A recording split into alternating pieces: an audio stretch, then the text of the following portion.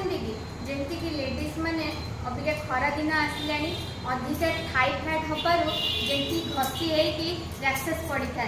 तो मुझे आपण मान तीनोटी एक्सरसाइज आनी आपण मैंने सीधा ठिया हे निजे आप गोड़ को एमती सर्कल हाफ सर्कल करेंगे दुई पट गोड़ हाफ सर्कल लेखा करेंगे ये आपण मैंने 20 थर लेखा करेंगे। सेकेंड है आपण मैंने गोड़ को एमती रखिए टिके एपट भांगे एपट गोड़ जमी नी पूरा सीधा रोया रही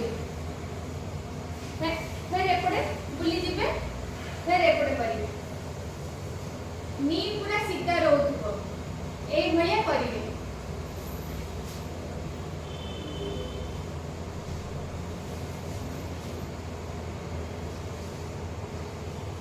ए भलिया एक्सरसाइज आपण माने 20 थर करिवे। एक्सरसाइज हला आपण माने एमती सीधा किया है आपण गोड़ एमती सीधा करिवे पूरा स्ट्रेट ए भलिया दुईटा जाक गोड़ को एमती ऊपर को स्ट्रेट करिवे।